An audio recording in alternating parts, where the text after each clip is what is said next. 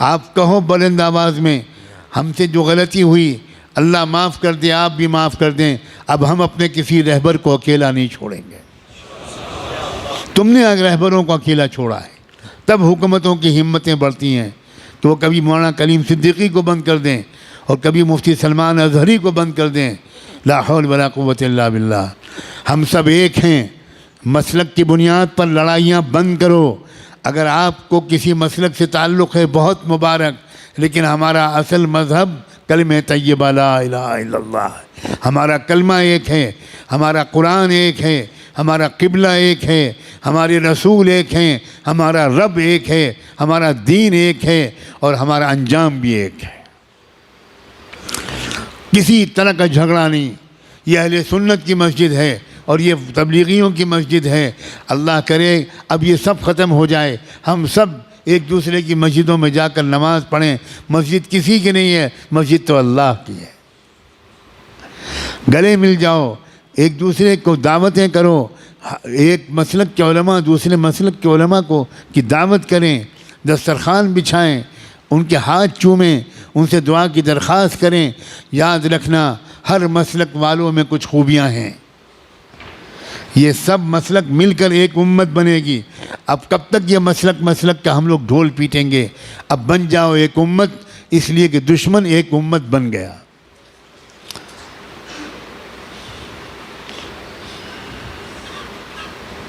قرآن نے اعلان کیا ہے وَالَّذِينَ كَفَرُوا بَعْضُهُمْ أَوْلِيَاءُ بَعْضٍ إِلَّا تَفْعَلُوهُ تَكُنْ فِتْنَةٌ فِي الْأَرْضِ وَفَسَادٌ كَبِيرٌ۔ کفر کی طاقتیں ایک امت بن گئیں، ایک قوم بن گئیں، ایک جماعت بن گئیں، ایک سنگٹھن بن گئیں، ایک تحریک بن گئیں۔ آپس کے اختلافات انہوں نے ختم کر کے ایک ہو گئے وہ تمہارے خلاف۔ الا تفعلوه تکن فتنة فی الارض وفساد کبیر۔ اگر تم بھی ایک نہیں بنو گے، اگر تم ایک دوسرے کے مددگار نہیں بنو گے تو یاد رکھنا تمہاری اس بدماشی کی وجہ سے، تمہاری اس بدفعلی کی وجہ سے پوری دنیا میں فی الارض فتنة و فساد کبیر، بہت بڑا فتنہ و فساد پھیلے گا تمہاری پھوٹ کی وجہ سے۔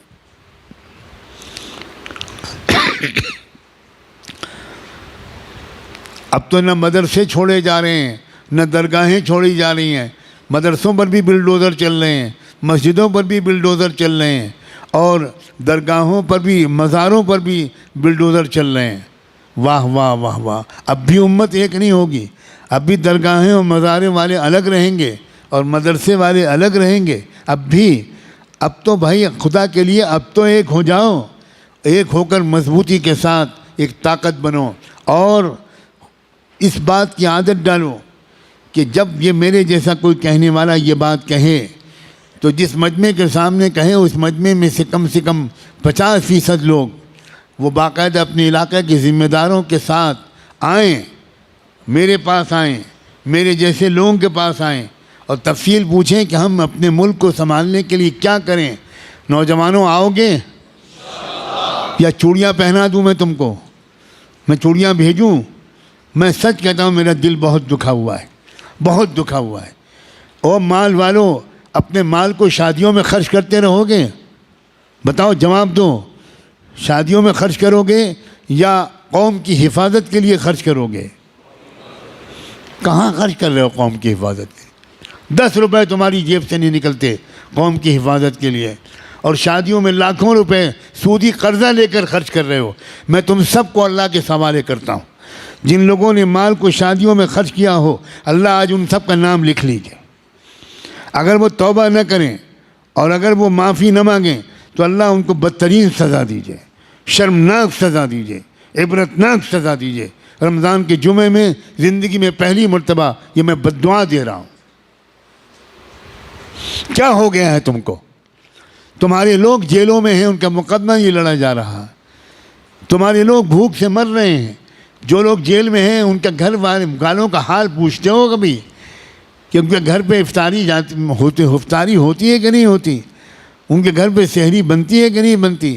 4 دن کے بعد عید ہے، ان کے بچے بھی روئیں گے، تمہارے بچے شاندار کپڑے پہن کے گھومیں گے، اور ان کے بچے جو قوم کے لیے قربان ہو گئے ان کے بچے روئیں گے اور تم اپنی بچوں پر فضول خرچیاں کرو گے، تم اپنی لڑکیوں کی شادیوں میں لاکھوں روپے خرچ کرو گے۔ میں لعنت بھیجتا ہوں ان شادیوں پر جن شادیوں میں لاکھوں روپے خرچ ہوئے ہوں، اور ان شادیوں میں برکت ڈالے جو شادیاں سادگی کے ساتھ کی گئی ہوں، کم پیسے میں وہ شادیاں کی گئی ہوں، جن شادیوں میں فضول خرچیاں نہ ہوئی ہوں، جہاں بے پردگیاں نہ ہوئی ہوں، جہاں غریبوں کا دل نہ دکھایا گیا ہو، ان شادیوں میں برکت ڈال۔ اور جن شادیوں میں دکھاوا کیا گیا ہو، اے اللہ پورے ملک میں کہیں کسی شہر کسی گاؤں میں کوئی مسلمان گھرانے کی شادی جو دھوم دھڑاکے سے ہوئی ہو، آج یہ فقیر مسافر بیمار بوڑھا یہ دعا مانگتا ہے کہ اللہ اس شادی پر لعنت برسا دے۔ ہوش کے ناخن لوگ مسلمانوں، 50-60 سال ہو گئے مجھے، اور میرے بڑوں کو تو پتہ نہیں سینکڑوں سال ہو گئے، سنتی ہی نہیں قوم۔ معلوم تھا قبرستان میں ہم لوگ بول رہے ہیں۔ ایک ذمہ داری نہ ہوتی تو میں اپنے ہونٹ سل لیتا اور میں طے کرتا کہ میں کوئی دینی گفتگو اس نالائق قوم سے نہیں کروں گا۔ نوجوانوں، اپنے اپنے ماں باپ سے کہنا کہ میری شادی میں فضول خرچی نہیں ہوگی۔ اٹھاؤ نوجوانوں ہاتھ، کون نوجوان کہیں گے شاباش اللہ تمہیں خوش رکھے، تمہیں ضد کرو، تم کہو کہ میں بائیکاٹ کر دوں گا، میری شادی میں فضول خرچی نہیں ہوگی، میری شادی میں لڑکی والوں کی طرف سے جہیز نہیں آئے گا، میں کماؤں گا، میں 12 گھنٹے ڈیوٹی دوں گا، میں کما کر اپنے گھر میں ڈبل بیڈ لاؤں گا، اے سی لاؤں گا، فریج لاؤں گا، ڈنر اور ٹی سیٹ لاؤں گا، سب لاؤں گا، لڑکی والوں سے لڑکی کے سوا کچھ نہیں لوں گا۔ وہ اپنی نازوں پالی بیٹی میرے حوالے کر رہے ہیں، یہ کوئی معمولی احسان ہے؟ میں جہیز نہیں لوں گا، میں فقیر نہیں ہوں، میں یتیم نہیں ہوں، میں اپاہج نہیں ہوں، میں معذور نہیں ہوں، میں چلتا پھرتا ہٹا کٹا نوجوان ہوں، میں کماؤں گا اور اپنے منہ میں لقمہ بعد میں رکھوں گا، پہلے اپنے ہونے والی بیوی کے منہ میں لقمہ رکھوں گا۔ یہ مزاج مسلمان نوجوانوں کا ہونا چاہیے۔ اگر ان کی ماں لالچی ہے کہ جہیز آنا چاہیے، اکثر یہ عورتوں کی لالچ ہوتی ہے اور لڑکے بھی اس میں پھسل جاتے ہیں۔ لڑکوں کو چاہیے کہ ماں کے پیر پکڑ کر، ماں کے قدموں پر سر رکھ کر اس بات کی خوشامد کریں، میں رسول اللہ کا غلام ہوں، میرے گھر میں جہیز نہیں آئے گا، میں محمد مصطفیٰ کا غلام ہوں، میں مسلمان ہوں، میرے گھر میں جہیز لڑکی کے گھر سے نہیں آئے گا، میں پہلے شادی سے پہلے بھی پورا سامان گھر میں لاؤں گا اور شادی کے بعد جو کمی ہوگی وہ بھی پوری کر دوں گا، اپنی ہونے والی بیوی کو راحت کا جنت کا احساس دلاؤں گا، خود بعد میں کھاؤں گا، پہلے اپنی پیاری بیوی کو کھلاؤں گا۔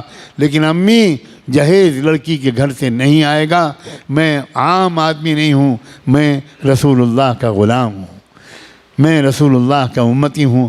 مجھے امید ہے اتنے درد کے ساتھ رمضان کے جمعے میں یہ باتیں جو کہی گئیں وہ جہاں تک پہنچیں گی اثر کریں گی۔ سب سے پہلے یہاں جو آپ براہ راست سن رہے ہیں یا دنیا میں کہیں پر بھی یہ پیغام ایک مسافر کا پہنچے گا، ہر گھر میں اس پر تذکرہ ہوگا، مشورہ ہوگا، مذاکرہ ہوگا۔ اللہ تعالی ہم سب کو نیک کاموں کی توفیق عطا فرمائے۔ وآخر دعوانا ان الحمد للہ رب العالمین۔